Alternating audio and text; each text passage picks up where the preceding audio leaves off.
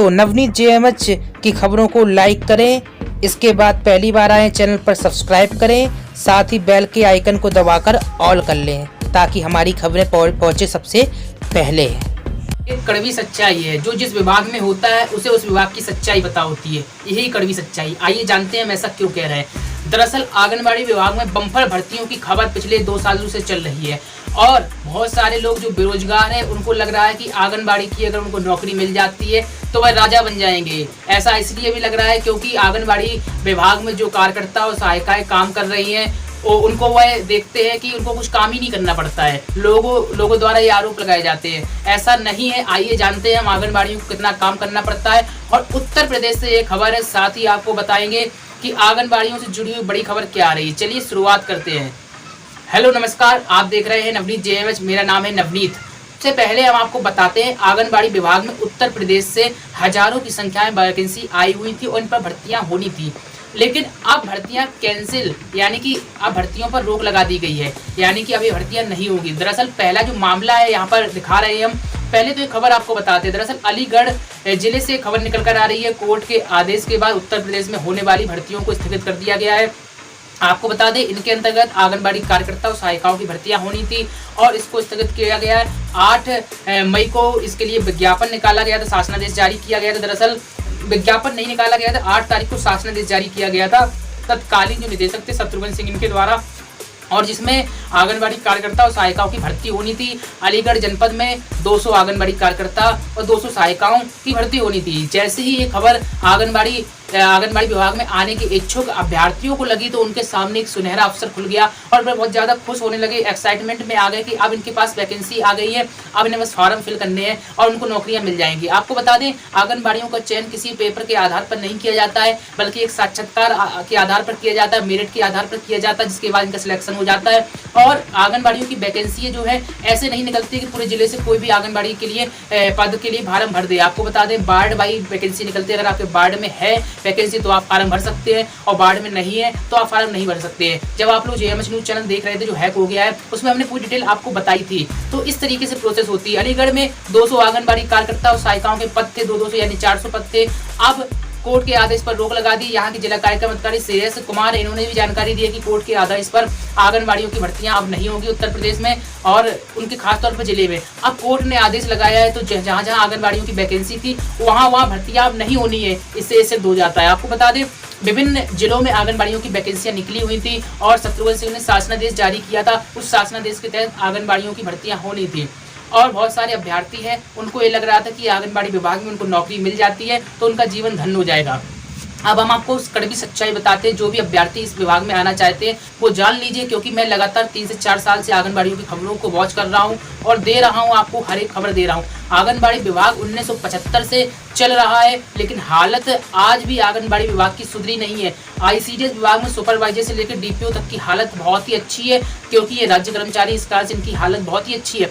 लेकिन सबसे बड़ी बात, जो आंगनबाड़ी कार्यकर्ता और सहायिकाओं की हालत आज भी बहुत ही बेकार है। और तब उनको कितना रुपए मिलता था और आज के समय में कितना रुपए मिलता है, कुछ खास अंतर आपको देखने को नहीं मिलेगा। लोग ये कहते हैं कि आंगनबाड़ी विभाग में अगर आ जाएंगे तो उनका जीवन धन्य हो जाएगा। तो बहुत ही दुख की बात है कि आंगनबाड़ियां जो इस समय काम कर रही हैं, आईसीडीएस विभाग में जो काम कर रही हैं, वह बहुत दुखी है और उन्होंने लगातार प्रदर्शन किए। उनके साथ कितने ज़्यादा उत्पीड़न हो रहे हैं, लाठी डंडे खाने के बाद भी उनका वेतन नहीं बढ़ रहा है। और आपको हमने बताया था 7 और 8 अगस्त को प्रदर्शन हो रहा है, यानी कि आज 2 दिवसीय प्रदर्शन है। इसी के साथ ही अभी जो है अनिश्चितकालीन धरना प्रदर्शन शुरू हो रहा है। नया प्रदर्शन जो हो रहा है कोई नई बात नहीं है। धरना प्रदर्शन लगातार आंगनबाड़ियां करती रही है, इनके संगठन करते रहे हैं, मांग वही रही है, लेकिन मांग सरकार ने आज तक पूरी नहीं की। जो सत्ता में रहती है सरकार, वो दूसरे के ऊपर आरोप लगाती है। जो दूसरी वाली सरकार आ जाती है सत्ता में, वो पहले वाले पर आरोप लगाती है। कांग्रेस, भाजपा, सपा, बसपा, यही राजनीति चलती है, लेकिन आंगनबाड़ियों का कल्याण किसी भी सरकार में नहीं होता हुआ दिखाई दे रहा है। 1000-500 रुपए जब बहुत ज्यादा होता है तो 500-1000 रुपए बढ़ा दिए जाते हैं। उत्तर प्रदेश की योगी सरकार ने भी 1500 रुपए बढ़ाए जाने की घोषणा की थी।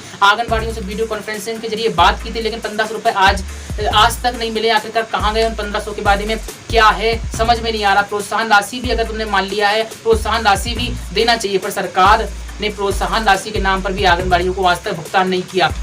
अब असल में आंगनबाड़ी क्या कह रही है, आंगनबाड़ी कह रही है उनको जो राशि मिलती है भाई राशि ही समय पर दे दें। अगर समय पर वेतन भुगतान होता है तो कम से कम उनका पेट तो पल जाएगा, लेकिन समय पर वेतन भुगतान नहीं होता है। अभी भी 1 माह का आंगनबाड़ियों को उत्तर प्रदेश में मानदेय पेंडिंग है।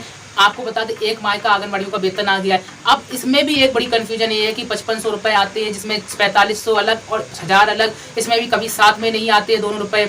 और बहुत सारे जिले हैं जो अभी भी प्रेजेंट टाइम में नहीं आए। आपको बता दें कई जिलों में कल यानी कि 7 अगस्त को जो 4500 रुपये आपको 3 तारीख को देखने को मिले थे, 7 तारीख को 1000 रुपये और आए। इस तरीके से आपका जून माह का भुगतान हो गया है। अब बहुत सारे आंगनबाड़ी वर्कर्स के जिलों में ये भी नहीं आया होगा। ये कड़वी आंगनबाड़ियों के दुख और दर्द को समझने वाला कोई भी नहीं है।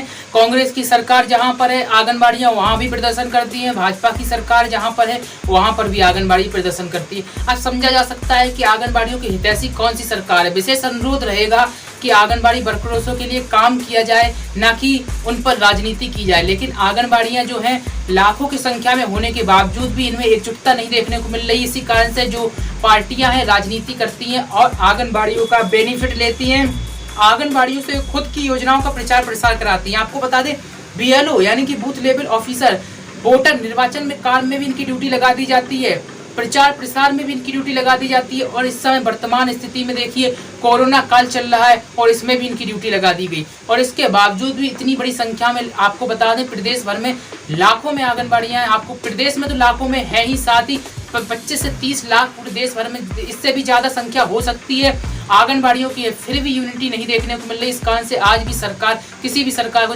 झुकाने में यह सफल नहीं हो पाई है। निश्चित तौर पर दुख का विषय यह है कि आंगनबाड़ियां आज भी बहुत ही कम वेतन पर काम कर रही हैं। और आपको ये भी बता दें योजना इतने साल पुरानी, इसके बावजूद भी इसमें कोई विशेष बढ़ोतरी देखने को नहीं मिली है।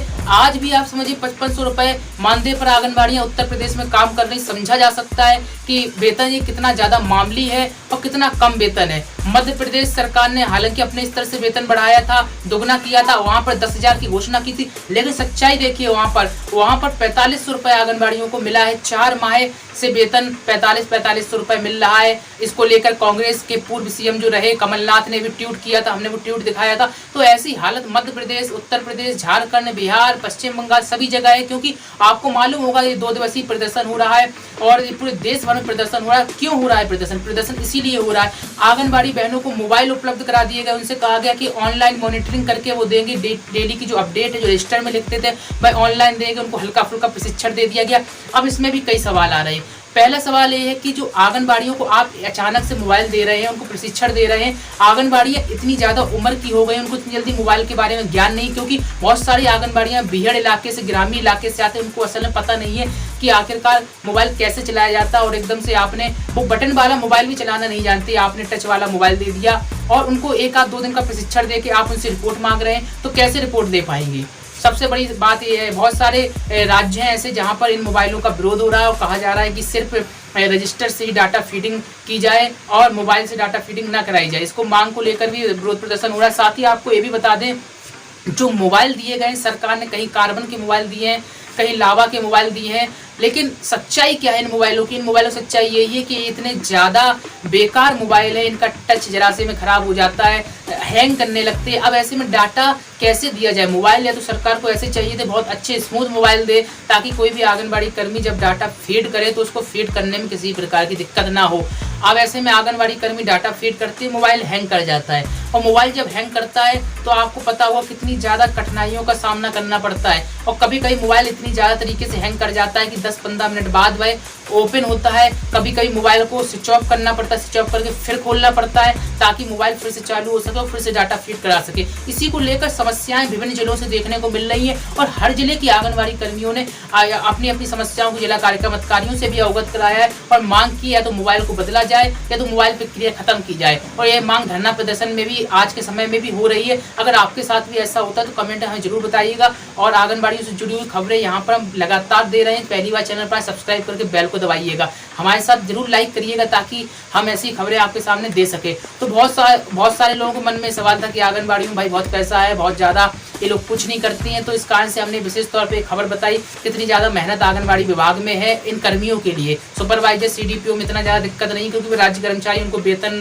फंड साथ ही सरकारी कर्मचारी का दर्जा है तो जाहिर सी बात सब सुविधाएं मिलती हैं, लेकिन आंगनबाड़ियों को कोई सुविधा नहीं, सिर्फ 5500 रुपये मानदेय के सिवा कुछ नहीं मिलता है। लेकिन बहुत सारे लोग सोचते हैं बहुत कुछ मिलता है, तो उनके लिए ये न्यूज़ हम प्रोवाइड करा रहे थे। उम्मीद करते हैं आपको ये जानकारी पसंद आई होगी। मिलते हैं आपसे नई अपडेट, बने रहिएगा हमारे चैनल के साथ। नमस्कार।